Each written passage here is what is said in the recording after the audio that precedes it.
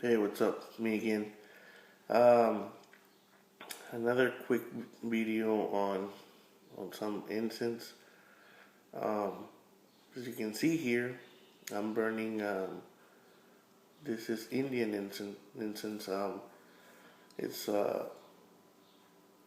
being burned on a wooden coffin. As you can see, the smoke slowly rising up. Um, there are many types of incense. You have your Indian incense. You have your Chinese, your Japanese. Also, there's some made in Tibet, um, and there's some manufacturers that do it here in the United States. All are different, ways of actually producing the incense. Um, Indian incense is usually a little bit more, uh, sweet and strong. And there's different scents. Usually, what I like to burn as far as Indian incense, I do go for Nag Champa uh, aroma. Nag Champa is not the actual brand. Nag Champa is actually the scent. Uh, Nag Champa is produced by many manufacturers. Champa flower is grown in India and is used to give the incense its aroma. Um, there are many different ways of actually doing the incense sticks or the cones. The cones, they roll the actual paste and make the cone, and also with the bamboo sticks or sometimes sandalwood sticks, they hand roll the uh, the, the paste onto the sticks, and then they either dip them in scent oils or they are added to the paste. Um, I usually prefer something that's added to the paste and then just rolled and then left to dry and then ready. Um, when they're dipped, it's not bad. It's just that it's not contained in the actual paste. You have to infuse it through the dipping of the sticks or the cones. Um, it depends which manufacturer company, what method they use. Um, they can see there's different types of sticks. Also, they have the carbon powder sticks. That's a burning agent for the stick to burn. They're usually black in color, and most of those, the majority of those, are dipped. You also have the masala sticks. That's actually where all the aromatics are mixed with the paste already, and then they just roll the stick and it's ready to go. Um, Incense sticks usually last for a long time, as long as they're kept away from sunlight and they're in a cool, dry place. Um, Usually, the best way to keep them is leave them in the original package.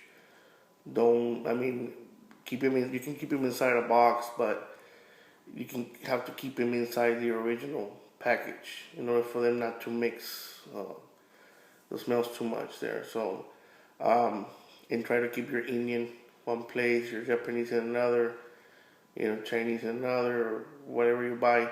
Um, the Indian one, for me, is one of the strongest. Uh, Actually, aromas that they hit you right away. The Japanese is a little bit more subtle. It burns slower. It burns with less smoke also.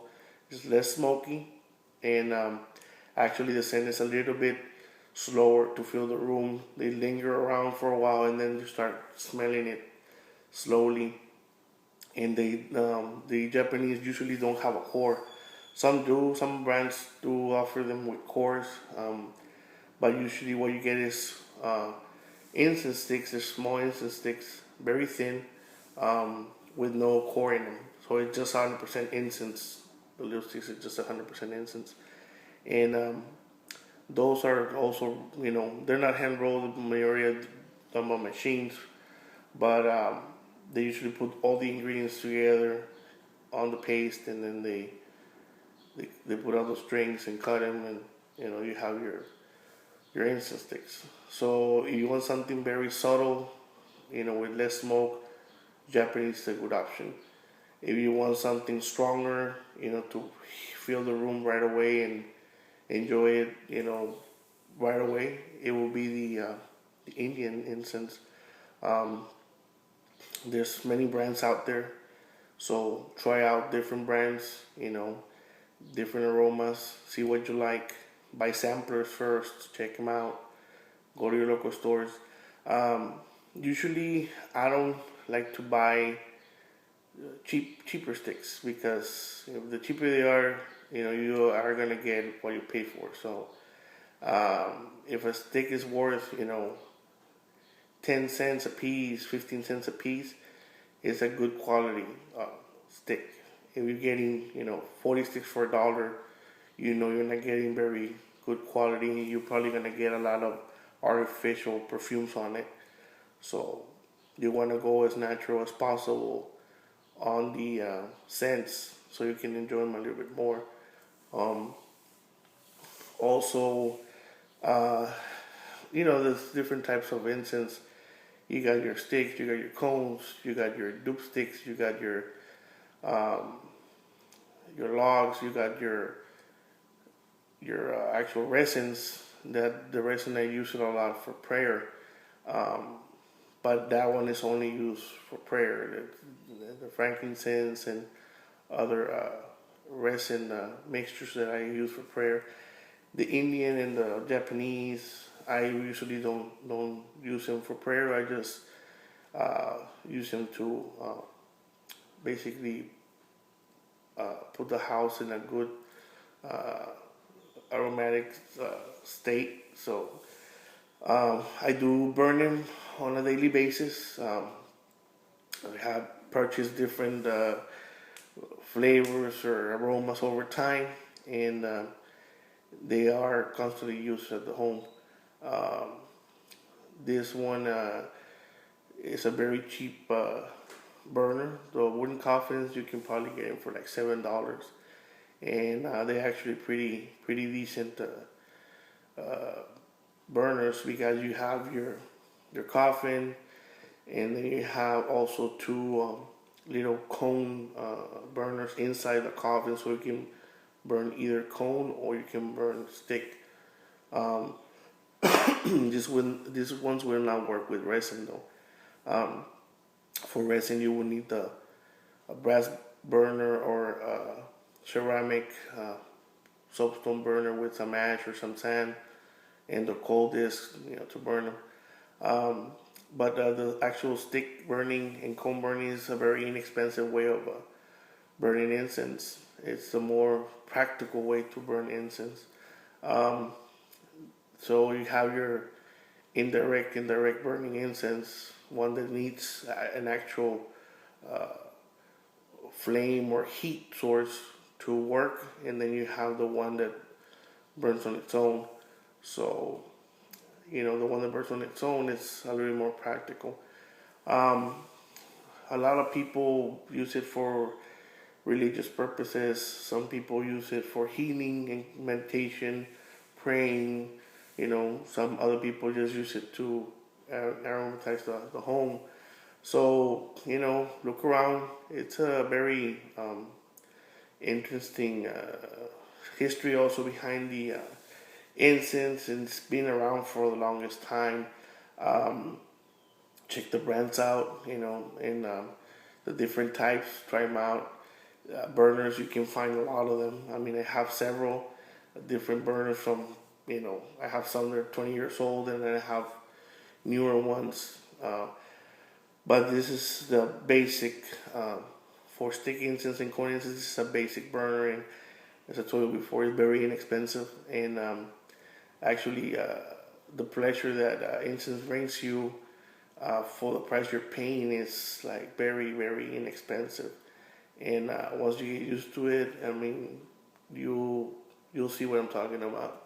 it's a good way to relax and have your home smelling clean and smelling sweet, you know. Uh, so just check out different brands, different aromas. As I told you before, Nag Champa. Nag Champa is one of the most common Indian scents in the world. So that's a one to start with. Sweet. Dragon's blood also is very common, and you have your patchouli also, and some other ones. So just check them out, see what you like, and test them out. You know, it's a good way to read when you're reading, or when you're actually surfing the web, or relaxing at home.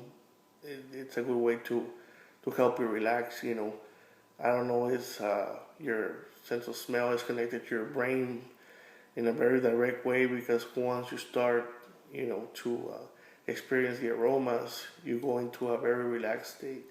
So I hope this helps on basic types of incense, and go ahead, try them out. It's very inexpensive, and it's actually a pretty good way to enjoy yourself.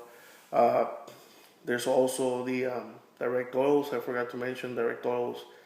You get your little oil burners, like a little ceramic or soapstone little towers, and then you put a tea light underneath, and the heat from the tea light candle heats up the little bowl, and then the actual oil in it starts slowly burning.